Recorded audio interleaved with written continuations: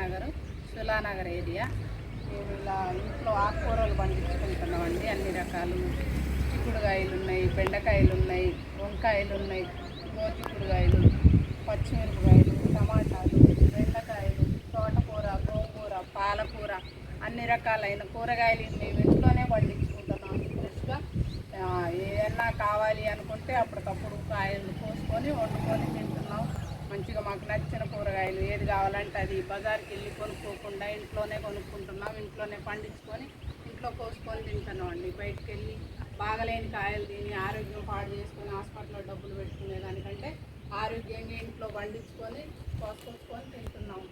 బాగుంటున్నాయి, ఫ్రెష్గా ఉన్నాయి. ఏమన్నా చుట్టాలు వచ్చినా కానీ అప్పటికప్పుడు మా ఇష్టమైన వాళ్ళకి ఇష్టమైన మాకు ఇష్టమైన కోసి అందరం కలిసి తింటున్నాం. బాగుంటుంది, ఆరోగ్యంగా ఉంటున్నాం. ఇందులో పని చేయడం వల్ల మాకు చాలా మంచిగా తృప్తిగా అనిపిస్తుంది. చల్లని వాతావరణం ఇవన్నీ చేయడం వల్ల డబ్బులు సేవ్ అవుతున్నాయి. డబ్బులు బయటికి వెళ్ళి కొనుక్కోకుండా ఇంట్లో ఈ పండించుకోవడం వల్ల ఇంట్లో మాకు డబ్బులు మిగులుతున్నాయి. మంచి ఆదాయం ఉంది.